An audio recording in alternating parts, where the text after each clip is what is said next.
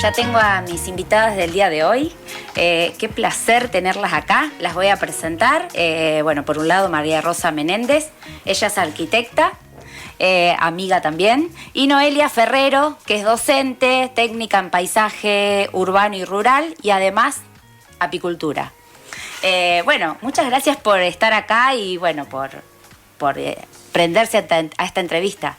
Gracias a vos. Gracias a vos. Muchísimas gracias. Buen día. Buen día. Bueno, yo un poco le contaba a María Rosa cuando le hice la invitación, quedé muy impactada con la charla que dieron en el Fontana Rosa hace un tiempo atrás, hablando de esto, ¿no? De la arquitectura y de la biofilia. No sé quién quiere empezar como para que poner a la gente un poco en tema. Bueno, el tema biofilia es un tema medianamente, como palabra, medianamente reciente, porque en el año 64, 69 aproximadamente, a través de Erich Fromm, que da este nombre a la situación de vida en contacto con la naturaleza, amor por la naturaleza, se empieza a desarrollar.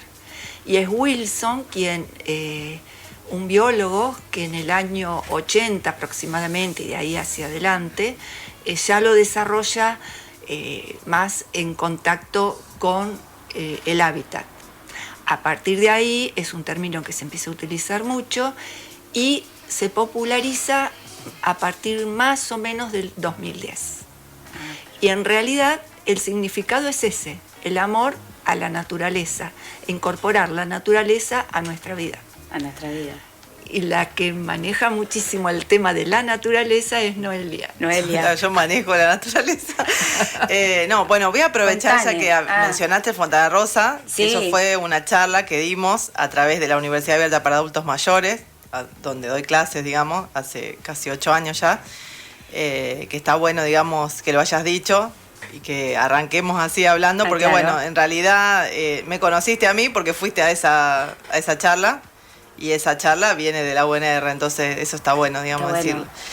decirlo. Agregando un poquito a lo que dice María, y en función de lo que fue ocurriendo, digamos, históricamente, en esa charla también lo charlamos, esto de cómo eran, o cómo se diseñaban, o cómo se proyectaban los hospitales, los lugares donde iban los enfermos, hace no me acuerdo cuántos años, ahora capaz que vos te acordás más, pero cómo eso después fue cambiando, digamos, a reducirse los tamaños, digamos, para que haya mayor cantidad de habitaciones y no teniendo en cuenta, si vas a, por ejemplo, no sé, el Hospital Italiano de Rosario y vas a cualquiera de los otros sanatorios nuevos, hay espacios verdes en los sanatorios nuevos, pero si ves el porcentaje de ocupación de lo verde del italiano con el, no hablando de muchos años, digamos, claro. de diferencia.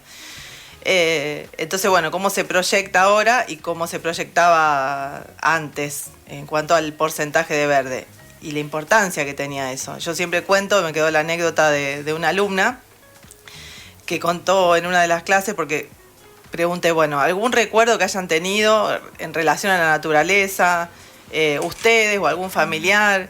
Y bueno, y siempre recuerdo y lo traigo a colación de esta alumna que contó que su suegra tuvo un problema de salud fuerte, que quedó prácticamente inmovilizada, que ella estaba internada en un espacio, que tenía una glorieta. Y ella, si no iba todos los días a esa glorieta, se le amargaba el día. Hasta era capaz de no comer. Entonces iba a esa glorieta, trataba de, que era su objetivo, era ir ahí para recuperar su motricidad fina, llevaba un cuadernito con una lapicera y trataba de escribir. Y el día que o lo ocupaba otra persona enferma ese espacio, o que no sé, llovía, o no sé, ella se ponía mal. Hasta que finalmente se recupera, sale adelante y Chola, el nombre de esta mujer. Así que, bueno, también me trae recuerdo porque es el nombre de la hermana de mi abuela. Así que eso de la importancia de la naturaleza para la salud. En las oficinas. En las oficinas. Lugares de trabajo. Ahora, digamos, si lo vemos desde el punto de vista económico, se lo está pensando por una cuestión de aumento de la creatividad, de la productividad, del bienestar. Yo una de las obras que hice en un parque industrial Es esto de decir, bueno, cuando vamos a comer, o cuando te van a fumar un pucho, se toman el café o se quieren ir al baño, acabarse un rato, descansar. Bueno, ¿dónde van? Claro. ¿Dónde se alojan, digamos? O sea, ¿dónde se quedan parados al lado del alambrado del parque? Claro. ¿O tienen una sombrita de un árbol? Y bueno, parte de ese proyecto tuvo que ver con generar espacios donde la gente, aunque sea los 15 minutos, media hora, hora de descanso, lo esté en un lugar agradable, digamos, que se sienta ameno en ese lugar, Claro. digamos. Sí, se ha incorporado el verde en todos los ámbitos, ya sea educacionales, por lo menos es la intención. Claro. Que se concrete no es en todos los lugares, bueno, hay una situación económica que a veces hace que sea imposible, pero se trata de incorporar. Y en el hogar, es fundamental incorporar el verde en el hogar. Incluso en los casos donde realmente el verde no se puede colocar, el verde natural, hay formas de llevar, aunque sea la idea, la imagen de algo natural a través de los materiales con los que construimos los equipamientos, a través de detalles en las paredes, pinturas, imágenes, y la iluminación, la ventilación. La iluminación tiene que ser lo más parecido a la iluminación natural. Claro. Con eso vamos haciendo como una reproducción de la naturaleza en la casa, de la naturaleza en la oficina, que es nuestro segundo hogar. Exacto. Para muchísimo, en los lugares educacionales. Y la naturaleza dentro del hábitat significa que puede reducir el estrés, se pueden, como decía antes Noé, se pueden hasta reducir enfermedades. O curar. Curar. Hay una cosa, por ejemplo, cuando se medita y uno hace alguna meditación o se va a algún curso de meditación, lo primero es retrotraerse a un lugar verde. Sí. Se imaginan la naturaleza, el árbol, El agua que corre. Sí, es verdad. Entonces, de ahí la importancia. La importancia. Y llevado al hogar, hay muchísimas formas de incorporarlo. Y tenemos el departamento, que es en estos momentos, bueno, por ejemplo en Rosario, ahora se llegó a una cantidad de departamentos que está superando a lo que es la casa, la cantidad de casas. Por el hecho de vivir en un departamento no tenemos que estar castigados a no tener verde. Claro. Bueno, yo le digo verde a todo lo que es naturaleza. Naturaleza, claro. Entonces hay muchas formas de llevar esa naturaleza, por ejemplo, a un departamento, ya sea en el interior, en un balcón, empezar a generar muros verdes, elementos que separen del ruido de la calle, que nos separen de los ruidos vecinos, y bueno, todo lo que es las especies que van, que corresponden, Claro. hay que consultársela a Noelia. No. Entonces, la profesional que tenemos acá. Bueno, le decimos a todos que estamos obviamente hablando con María Rosa Menéndez, ella es arquitecta, y Noelia Ferrero, que bueno, es apicultora, técnica en paisaje urbano y rural. Esto que vos decías, que yo creo que bueno, es una de las preguntas que yo te iba a hacer, ¿cómo es tu experiencia como arquitecta? Que es una de las preguntas que me gustaría hacerte, con ese contacto con la gente, cuando vos tenés esa primera entrevista y eso de los espacios verdes. ¿Qué nos podés contar? Y respecto a eso ha habido una evolución, ya por la edad que yo tengo, Claro. y desde la época que yo comencé a trabajar, ha habido una evolución. Ahora se solicita más. Cuando yo recién me recibí, no era prioridad. Por otro lado, también la gente tenía patios. Claro. Esos patios generalmente no tenían la jerarquía con que se los quiere trabajar ahora, sino que era el clásico patio. Claro. A partir de algunos trabajos empiezo a hacer sugerencias de darle una imagen de jardín, de parquecito, a través de pérgolas. Y bueno, para todo eso nos hace falta... Yo puedo diseñar toda la parte escultórica. Claro, digamos, y después tenemos pero a la profesional acá. La profesional es Noelia. Sí, volviendo, a eso que mencionaba antes del tema de las áreas de salud, digamos. Yo me acuerdo cuando tuve los chicos, bueno, por supuesto los tuve en el italiano, por eso se me vino eso, y digo, esto de la necesidad cuando estás por parir de hacer el pozo y tener el chico.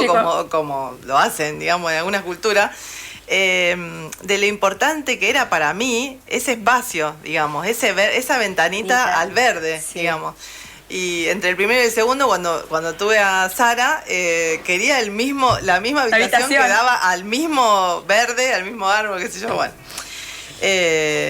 Bueno, es para largo, pero muy, muy importante el tema. Y el tema de esto, volviendo a cuando uno proyecta, por ejemplo, ponele que nosotras con María estemos proyectando algo juntas. Cuando proyectás los espacios, siempre los vas a proyectar en función de las necesidades, de las funciones, de que ese espacio te sirva sobre todo. Pero cuando arrancás el tema del verde, en la mayoría de las obras me ha pasado, y hasta en el mismo estos lugares que son como más amplios, donde no es un hogar, sino que es el lugar donde vas a trabajar, donde siempre la gente, yo trato de que se involucre en lo que le pasa, qué necesita, y de manera particular, en un cliente particular, ponele, bueno, ¿qué especies o con qué plantas vos te ves relacionado? O sea, siempre está esto de que, ay, yo tenía el perfume, me acuerdo de Jorgelina, que le dije, bueno, un día nos sentamos, me decís todas las plantas con las que vos te sentiste vinculada, y fue de una de las personas con la que me dijo un montón de plantas, que me dijo, bueno, esta por el perfume de que me recuerda no sé qué cosa, esta por el color, porque este color me gusta, la otra, y lo tengo todavía guardado eso en el proyecto, y digo, esto de lo que se siente medio como a nivel celular, en lo intrínseco de esa relación con la planta o con un grupo de plantas, siempre es importante. Nosotros, yo trabajo así, María también, yo creo en esto del sentir, de eso que te pasa en la panza, de decir, bueno, es lo que necesito, lo que me hace bien, lo que tengo que tener todos los días conmigo. O como también me pasó con una profe de arquitectura, que también este año pudimos hacer un trabajito ahí en la Cátedra de Rainero, que ella, bueno, por cuestiones de edificios que se le han rondado en torno a la casa, se quedó sin sol prácticamente. Y el esposo le dice, bueno, vamos a vivir, compramos, no sé, algo en Funes o en algún lugar, dice, que tengamos verde. No, yo quiero levantarme y ver verde, dice ella. Yo quiero ver el verde todo el tiempo, no quiero ir el fin de semana a ver el verde. Entonces, bueno, ¿cómo resolver esas situaciones cuando de repente vos tenías un patio donde tenías gran porcentaje del día sol y por cuestiones de edificación, en general antirreglamentaria, perdés el nivel de asoleamiento del espacio y tenés que decir, ¿qué hago con esto? Claro.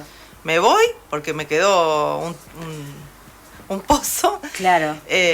O lo reconstituyo. Bueno, ahí será cuestión de replantear qué especies... el gran desafío. Claro. Sí. Y el desafío de un porcentaje impresionante de gente en todas las ciudades.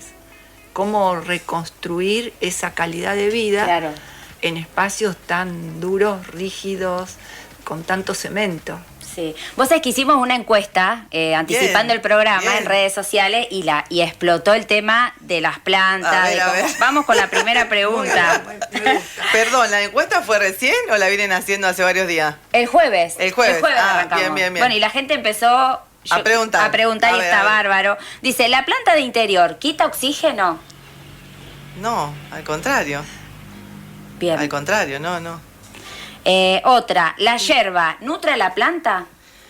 Bueno, en realidad lo que nutre a la planta es el compostaje de esa yerba. O sea, si yo la puedo poner en algún sitio, que eso también es el gran tema.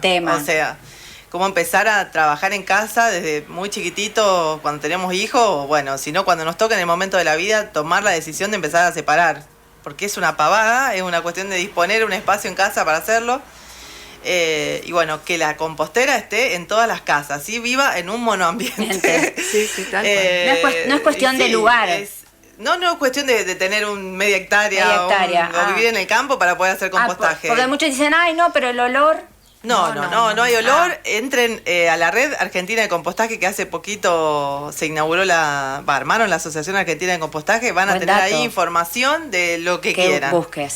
Y Con espacios pequeños, con recipientes pequeños. totalmente. Bien. Sí. Pero bueno, lo que se puede hacer, a ver, algo muy simple, pongo una botella dentro de la otra, la de arriba la perforo y le hago una apertura para ponerle que fuera la yerba nada más. Entonces, la empiezo a compostar poniendo algunas lombrices ahí para hacerlo más rápido, porque en Claro. realidad la condición ideal es afuera.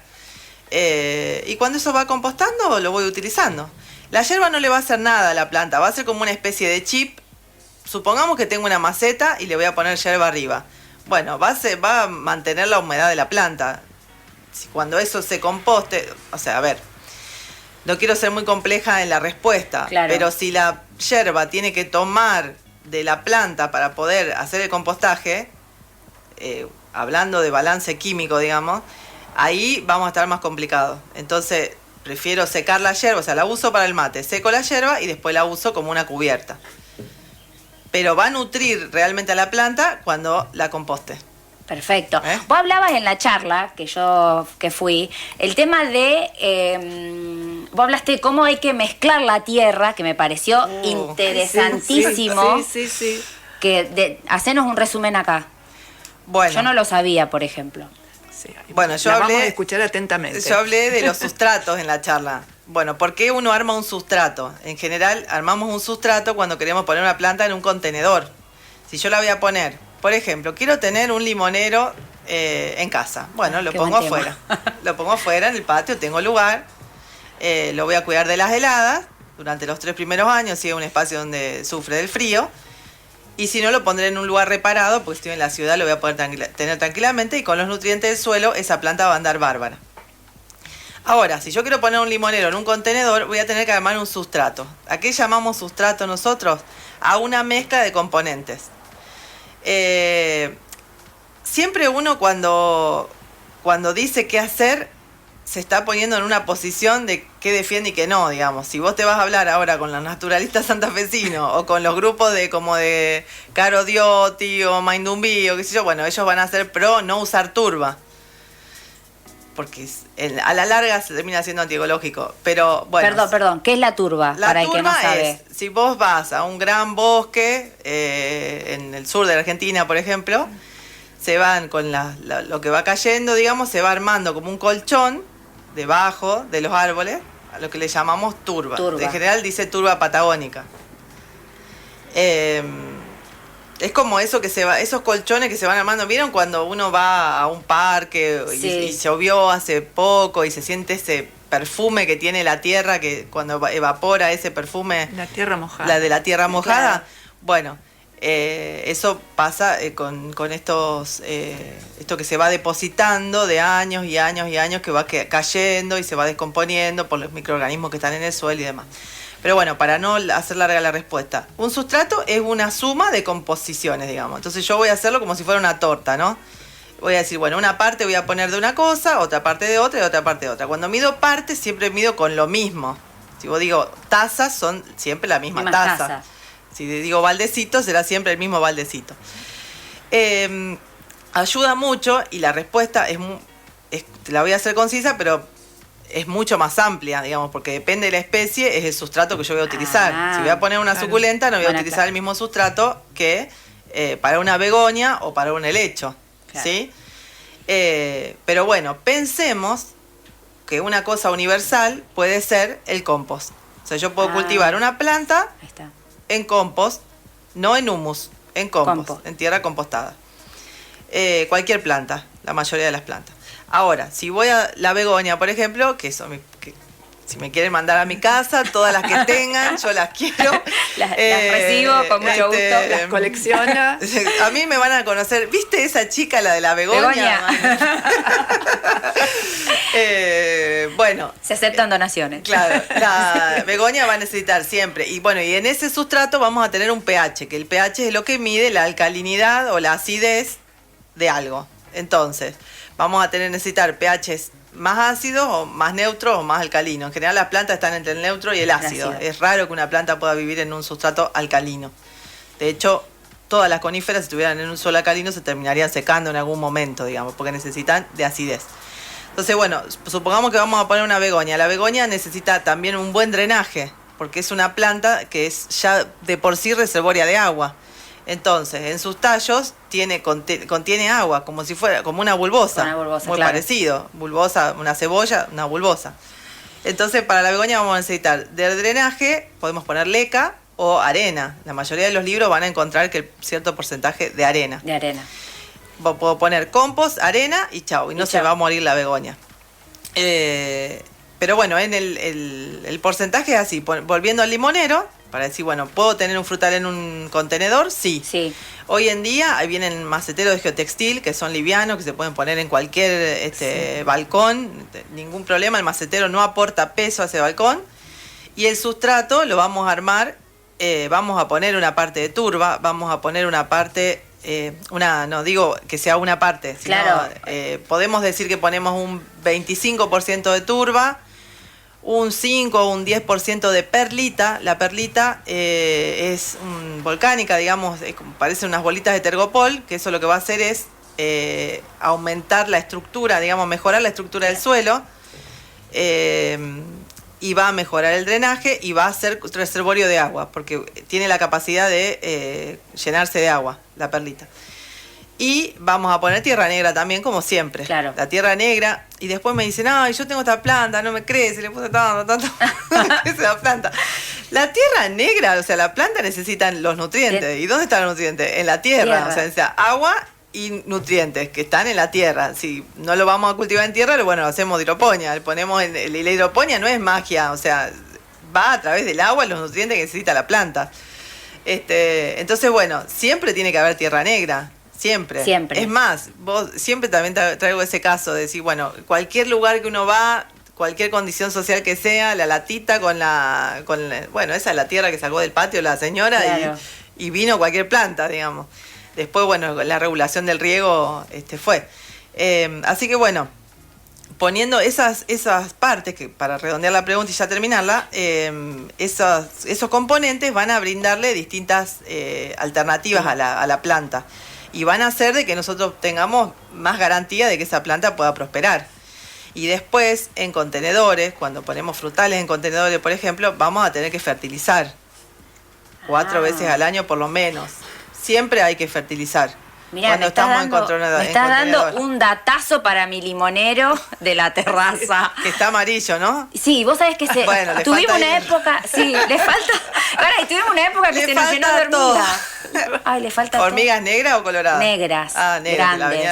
Pero no lo comían. No. Bueno, porque hay hormigas cortadoras y hormigas que no van a comerse la planta.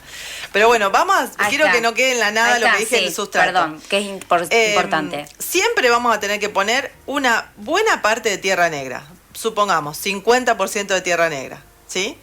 Podemos un 25% de turba o de compost, si no tenemos turba. Ahí ya, ¿cuánto nos quedan? 25%, ¿sí? Que podemos ocupar. Podemos ocupar. Podríamos poner un poco más de turba, pondríamos un 35 o un 30-50, o sea, nos quedan 80, y un 20% para poner o arena o perlita. ¿Sí? Cuanto más yo ponga de compost en esa tierra, mejores resultados voy a tener. ¿Sí? Pero no quiere decir que no voy a poner tierra. Exacto. Puedo partir de 50 de tierra, claro, para cualquier frutal. Bien. 50 de tierra, entre 30 y 40 de compost, y el resto lo voy a complementar o con perlita o con arena. ¿Sí? La arena no cumple la misma función que la perlita, porque la arena lo que va a hacer es que esa maceta drene bien. Yo todavía veía en la escuela de mi hijo que no me hace caso la portera y sigue echándole agua y sigue echándole agua. Se secaron un montón de plantas porque no tiene drenaje, o están todos los jazmines ahí raquíticos. Le digo, no le pongamos agua, por favor, o hacer un agujerito, algo pasa que queda. No te preocupes, si necesitan agua las plantas, no. Veamos a ver qué pasa, porque yo no le pongo el agua y me voy. Sí. No. Exacto. O sea que claro. Una receta básica, o sea, cualquier planta con compost puro va bien. Las suculentas sobre todo. Y después regulamos el riego, porque si el sustrato que hicimos tiene mucha capacidad de agua, de absorción de agua, ¿sí? Le vamos a tener que poner los riegos más espaciados. Ahora, si el agua, así como entró, se fue, vamos a tener que regar más frecuentemente. Atento a ese dato que fue otra de las preguntas. ¿Con qué con qué frecuencia en realidad era la pregunta? Riego, por ejemplo, una suculenta. Bueno, ahí tenés, depende de dónde esté la suculenta, porque si la suculenta está a pleno sol o si está a la sombra, pues la suculenta tiene la virtud de que muchas veces la que vive en el pleno sol también vive en la sombra. Qué dato. Entonces, la que está en la sombra va a necesitar menos riego. Y lo mismo que pasaba con las begonias antes, las suculentas son plantas que son reservorio de agua también. También. Entonces, hay que tener cuidado con la cantidad de agua. O sea, ¿cuál es la frecuencia? No solo cuál es la frecuencia, sino la cantidad y en función del contenedor en el que esté. Porque si yo tengo un contenedor que tiene 10 litros, bueno, pongo a lo mejor 2 o 3 veces por semana un balde de 10 litros para ese contenedor y la planta va a andar bien. Ayer estuve en el balcón de Franco, el hijo de mi codirector de tesis, que está embaladísimo con el balcón. El balcón no, la terraza, tiene un montón de plantas. Lo quiere llenar de plantas. Si fuera por él, para mí, bueno, está todos los días lo riega. ¿Pero por qué lo riega? Porque esa terraza pega el sol todo el día. Pega el sol con todo a muerte, desde la mañana hasta las 6 de la tarde. Entonces, bueno, metele agua. ¿Y en qué momento? A la tardecita. Ya cuando el sol bajó. Cuando el sol bajó o a las 6 de la mañana. Levantate a las 5 de la mañana y regar las plantas. Bien, tengo otra pregunta acá que dice, ¿me recomiendan plantas de interior que no necesiten mucha luz solar? Hay muchas. Sí, eso es muy fácil y está bueno lo que me preguntás porque muchas veces uno en la duda no sabe qué planta, cuál sería. Bueno, hay que aprender a buscar las plantas en internet. A mí me encantan los libros. Ayúdanos con eso vos que sabés. A mí me encantan los libros. Me encantan los libros. Vivo en un departamento de un dormitorio al sur, que no le da... Bueno, ahora te tiro un par de tips. Vamos, acá tenemos una planta y partimos. Compré una ruda, me dijeron, no, va bien, qué sé yo, chao. No, pobre ruda, necesita sol. Bueno, 6 horas mínimo de sol. Me aconsejaron mal. Te aconsejaron. Bueno. Pará que tenía ahí justo la respuesta y él... Me cortaste la inspiración. Pará, volvamos a la pregunta. Bien, la pregunta. Bueno, ¿cómo encontrar la planta y cómo poder buscarlas? ¿Sí? Bueno, primero busco, nosotros le llamamos a los paisajistas el concepto de lo que necesito, ¿no? Bien. Entonces yo digo, bueno, acá en esta oficina tengo estas dimensiones y digo, bueno, aquel rincón, ahí me gustaría poner una planta, ¿no? Bien. ¿Qué altura tendría que tener? ¿Qué tamaño tendría que tener? Digamos, ¿qué altura tendría que tener? ¿Cómo quisiera que sean las hojas? Entonces yo quisiera que las hojas sean de color verde claro, o no, quiero que sean de verde oscuro, que quiero que sean de varios colores, bueno. Entonces, no, digo, perdón, concepto... porque eso tiene que ver con el proyecto estético. Bueno. O sea, y con el paisajismo, y con el paisajismo lo que se hace es esto. Perdón que te interrumpí. Claro, es lo mismo, digamos. Con el paisajismo le damos respuesta a un proyecto. Claro. Bien, entonces digo, bueno, quiero que... ¿Cómo lo busco? Digo, planta de hasta tantos metros o centímetros de altura, de follaje verde intenso, poner. Entonces pongo así, ¿sí? Le doy algunas variables. Digo, planta de tanta altura, cómo es el follaje. O si no, digo, arbusto de hasta tanto de alto, floración blanca. Entonces, la máquina de internet va a filtrar por esos datos que yo le estoy dando, esas variables de filtro, me va a dar resultados. Bueno, lo mismo con cualquier cosa. Digo, bueno, quiero plantas que de poca luz, pero no quiero que la planta sea chiquita, quiero una planta que mida más de 50 centímetros. Entonces pongo lo mismo. Planta de poca luz, hasta tanto de altura. Y después lo tira. Yo te voy a tirar algunos nombres de plantas que pueden vivir casi en la oscuridad. ¡Qué buen dato! Pero bueno, que es importante en algún momento del día o durante el día que tengan algo de luz artificial. Es inmenso. Claro. Vos fijate cada pregunta que me hiciste y me quedé corta, digamos, pero bueno. Tenemos las calateas,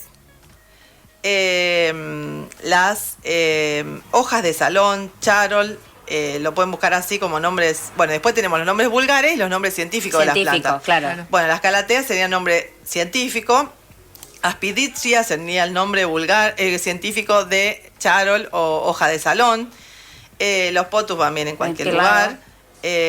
Alguna diefenbachia puede ser que se aguante el tema del poca luz. Y también alguna marianita, que creo que nos tenemos que ir, perdón. ¿Sí? No, quiero hacer una pregunta. Yo quería pedir un tema para mi hijo. ¿No van a poner? Podemos poner un tema de cierre. No, yo tengo una pregunta que me surgió ahora, perdón, André. Bueno, sí. Soy el más nerd de la mesa, seguro. Y viste que hay un montón, vos estás navegando por alguna de las redes sociales y te aparece la opción de buscar estas apps para analizar las plantas. Totalmente, sí. ¿Son realmente buenas o son una estafa? Son bastante buenas, sí. ¿Son bastante buenas? Sí, son bastante buenas. Sí. Está.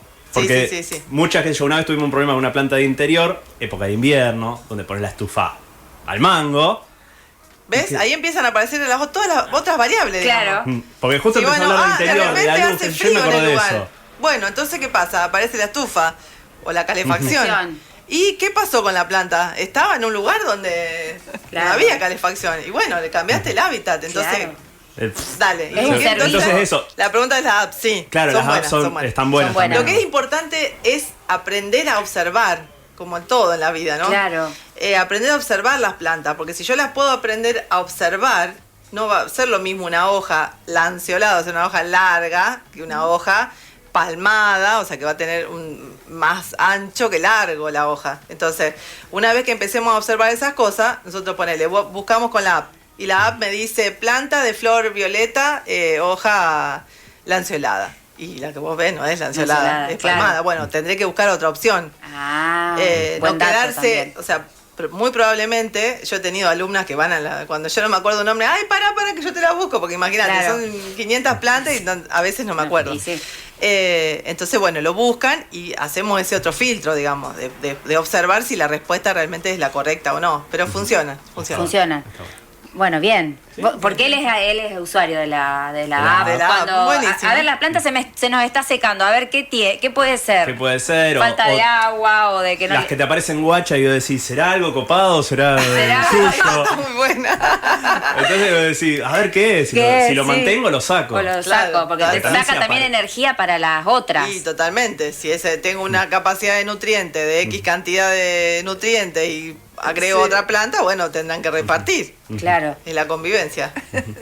Y después esto, ¿qué tiene que...? ¿Hay algo en cuanto a la energía de las plantas? ¿Crees? ¿Hay una parte así holística? ¿Quién me quiere...? Me parece que las dos ya la charlamos esa pregunta. Sí, siempre lo charlamos. Yo creo que la energía, o lo que uno percibe de algo, es... primero está cargado con la historia personal de cada uno. Claro. Digamos, lo que vos viviste, lo que a vos te pasó... Porque el tema de los aromas es algo muy primitivo en el hombre, es quizá el primer recuerdo. Claro, entonces la planta nos remite a eso. Perdón, entonces la ruda que se compró Esteban, que era para ahuyentar todas las cosas, fue al pedo. No, pará. Uy, cuántas preguntas. Primero esto, digamos, de la historia personal y con lo que uno siente que esto como el tango, viste, que lo tenés acá en la panza cuando lo empezás a sentir, bueno, lo mismo, con qué uno se siente... identificado. O que se siente pleno con qué planta, con qué especie. Ay, ahora van a ir todo, ay, cuál siento que me gusta. Pero eso es una, digamos. Claro. Yo, la begonia, o sea, no sé si es el patio de mi casa cuando era chica y el marco de mi mamá que tenía esa planta que lo tengo grabado a fuego. Claro. No sé si es eso o qué, pero yo tengo esa planta. Por supuesto, las amo a todas. Pero después está toda la cuestión de creencias, digamos, y de cuáles son mis creencias. Y de hecho yo con el trabajo final que estoy haciendo, en el lugar hay muchas plantas que están vinculadas al Corán. Bueno, tienen un porqué. Claro. Y le sirve a esa persona o ese grupo de personas ese porqué. Entonces, las plantas siempre van a ser positivas por todo esto que hablamos, psicológica, emocional, mental, siempre. No hay otra respuesta a eso. Bien. Pero después, ¿cuál? ¿Cómo? Será según tu creencia. Claro. Yo quiero hacer la pregunta que estás dejando afuera y yo sé que la estás dejando afuera. A ver, dale. Que es polémica también y obviamente ustedes van a decir, va de retro. Una persona preguntó si se rían las plantas artificiales. O sea, partamos la premisa de la planta artificial no está bueno, pero... Chan. No, o sea, aceptémoslo. Pero esta cuestión, para mí, lúdica o de sentirse bien, decir, por más que sé que es artificial, por más que sé que el agua no le da, pero capaz que esa regada Capaz estoy diciendo una boludez y está perfecto, díganmelo. Te hace sentir bien que la estás regando. Bueno, ahí vamos a la teoría del color y vamos a lo otro. Ajá. O sea, yo no diría que no están copadas las plantas de las artificiales, porque en realidad psicológicamente produce El un mismo efecto ese claro, color. claro. Y esa María Rosa. sensación de textura también lo produce. Entonces digo, bueno, la doña esa que va a regarla, bueno, a lo mejor la limpiará, la querrá tener Claro. lustrosa. Claro, porque después juntan una mugre esa. Totalmente. Claro. Entonces, no hay que regarla, pero sí lavarla. Rociador. Claro, Lavarla. para que, por Sí, su aspecto. Lo que pasa es que cuando uno la compra, si necesita una planta artificial, tiene que ser de buena calidad. O sea, siempre Claro. apuntemos al buen diseño. Hay reproducciones de plantas que son Magnífica. espectaculares, magníficas. Que no puedes creer que sean... No, yo tenía mentira. azaleas artificiales que realmente uno las miraba y eran Sí, naturales. Esas eran de origen español. Entonces, bueno, cubre el efecto de la planta Claro. natural cuando la planta natural no puede ir. De pronto uno se pregunta, ¿cómo te floreció esta azalea en este lugar? Y bueno, esa es. Claro. Pero si uno está conforme, satisfecho y lo hace feliz, la energía de las plantas es lo que nos produce a A nosotros. nosotros. Bueno, me quedan un montón de preguntas afuera, se nos terminó el tiempo. Perdóname, Andrea, un segundo. Sumando lo que dijo ella. No, Sí. no, ya sé que nos tenemos que ir. No, dale. No solo las artificiales, sino las secas, todo el material seco que Seco, tenemos. sí, el otro día sí, vi, la yo temática. sigo... Ay, sí. Yo quiero Síganla, hacer esa Caro casa. Diotti en Instagram, síganla, Ah. no sé si la siguen. No. Bueno, ahora está haciendo, no sé, unos paseos por Córdoba. Las fotos que han sacado con gente que produce plantas, ¿Plantas secas? de cortes secas Seco. son... Por ejemplo, nombrar algún ejemplo. No, bueno, ahí las La- siempre vivas, ahora no tengo, gisófilas, todas las silvestres. Pero se pueden hacer Las que unos encontrás en la arreglos. ruta, Sí. las que encontrás en la ruta, las cortadas son una belleza seca. Además, no es solamente la planta en sí. Por ejemplo, yo en viajes al sur me he traído trozos de madera que estaban al lado del agua, en las piedras y al lado del agua, con ese trabajo permanente de cómo la va limando esa madera, y es una escultura. Y yo lo tengo expuesto como escultura. Como escultura.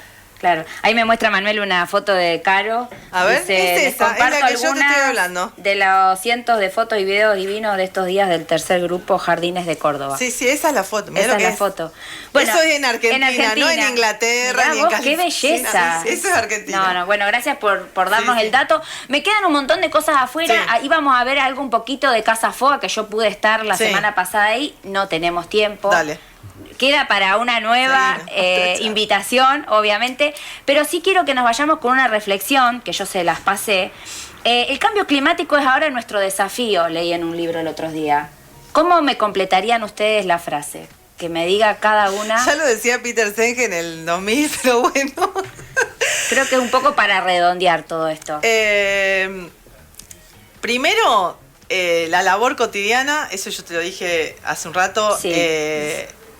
el dividir, digamos, las 3 R, reciclar, utilizar. Bueno, no digamos que es el cambio climático o es lo que nos está sucediendo a nivel global, sino lo que hacemos individual, porque esa sumatoria de lo individual, o tal vez algunos grandes individuales hacen de que nos pase a todos en definitiva, pero empecemos a pensar en lo individual. Vos me decís, tengo un limonero en la terraza. ¿Cuántas personas tienen un limonero en la terraza que cuidar y que produzca Claro.